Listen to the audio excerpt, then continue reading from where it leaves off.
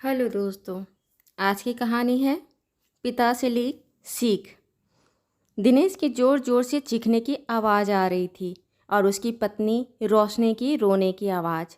रोशनी की रोने की आवाज़ कभी धीमे होती तो कभी तेज़ आवाज़। ये रोना धोना मार पीट तो दिनेश के घर का रोज़ का काम था।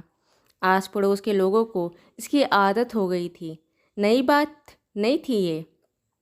मीना जी और लालू जी दोनों पति पत्नी और उनके दो बच्चे दिनेश और दिलेर। मीना जी और लालू जी शादी कर गांव से शहर आए थे। थोड़ा थोड़ा सामान जुटाते अपना एक छोटा आशियाना बनाया था। दिन भर मजदूरी करने वाला नेक मन मासूम लालू का घर स्वर्ग था। लेकिन बहुत जल्द उनकी खुशियों को, उनके घर परिवार को किसी की बुरी नज़र लगने वाली थी। दिन भर कमर तोड़ मजदूरी करने के बाद सारे मजदूर अपने शरीर और मन को राहत आराम देने के लिए दारू पीते थे। थोड़ा पी ले लालू। अरे तू तो अभी तक बच्चा ही है। अरे जानता है, इसे लेने से दिन भर की थकान मिट जाती है, गहरी नींद आती है। अरे नहीं नहीं, माँ बाबूजी जानेगा तो घर नहीं घुसने देंगे। अरे गांव वालों को पता चलेगा तो क्या कहेंगे। गांव समाज में थू थू हो जाएगी। ऐसी बातें कर लालू हमेशा पीने से मना कर देता। लेकिन एक दिन एक मजदूर ने उसके पुरुषार्थ पर वार कर दिया। साला डरता है अपनी लुगाई से, घर से भगा देगी। एक मर्द हर किसी की मजाक बर्दाश्त कर लेता है, लेकिन औरत का मजाक और तंज कहाँ बर्दाश्त कर पाता है। उस दिन लालू की दारू से दोस्ती ऐसी हुई कि घर परिवार से दोस्ती टूट गई। लेकिन दारू की दोस्ती नहीं टूटी। घर में कलह कलेश रोज का काम हो गया। मीना जी और लालू जी के दो बच्चे दिनेश और दिलेर यही परिवेश में बड़े हुए। माँ मीना जी भरसक कोशिश की कि बच्चों की परवरिश अच्छी हो, लेकिन हर चीज़ माँ के हाथ में कहाँ होता है। बहुत कुछ बच्चा वह भी सीखता है जो वो रोज़ देखते हैं सुनते हैं। दोनों बच्चे दिनेश और दिलेर बड़े होकर अपने अपने काम धंधे में लग गए। समय देखकर मीना जी ने दोनों बेटों की शादी भी कर दी। दिनेश की शादी रोशनी से और दिलेर की महक से। दोनों बहुएं अच्छी थी। मीना जी के दो मंजिला मकान में ऊपर की मंजिल में दिनेश और रोशनी रहते थे और नीचे के मंजिल में दिलेर, उसकी पत्नी महक, मीना जी और लालू जी रहते थे। लालू जी की पीने की आदत कम तो थी, लेकिन सुधरी नहीं थी। दिलेर का स्वभाव जहाँ शांत और सौम्य था, वहीं दिनेश का स्वभाव उग्र, लड़ाई झगड़ा करने वाला। दिनेश रोज शाम को दारू पीकर रोशनी से लड़ाई झगड़ा चिखना चिल्लाना करता। वही दिलेर अपनी पत्नी महक के साथ प्रेम पूर्वक रहता। माँ पिताजी के साथ भी अच्छा बनाव था। दिलेर की माँ दिलेर से तो बहुत खुश रहती, लेकिन दिनेश के व्यवहार देखकर रोशनी के लिए उदास होती।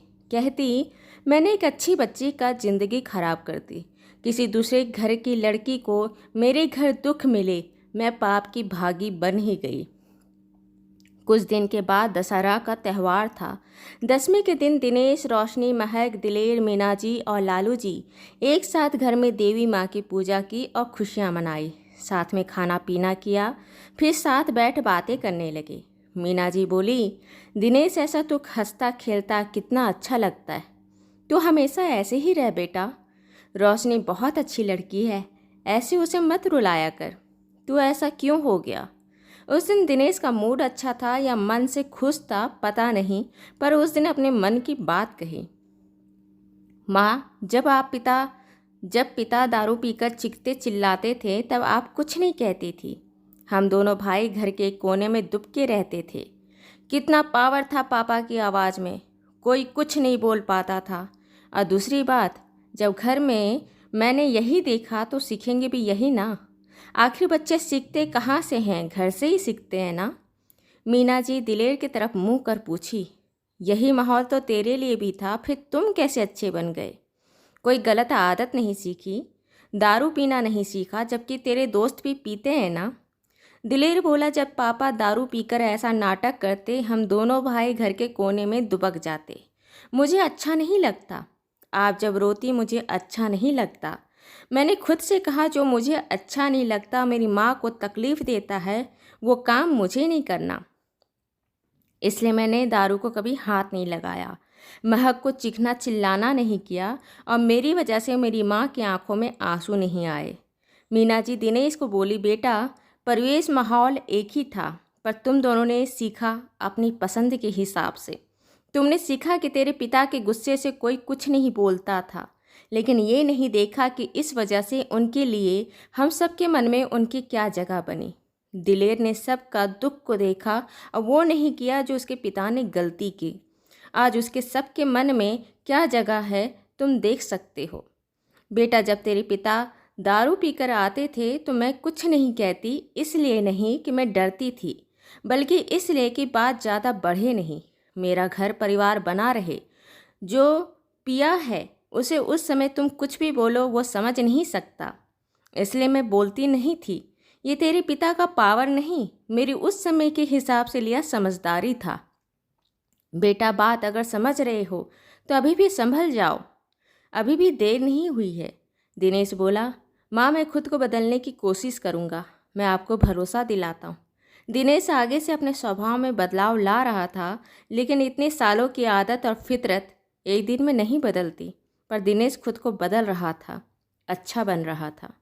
दोस्तों आपको मेरी कहानी अच्छी लगी तो इसे लाइक करें, शेयर करें, सब्सक्राइब करें और मिलते हैं एक नई कहानी के साथ एक छोटे से ब्रेक के बाद। धन्यवाद।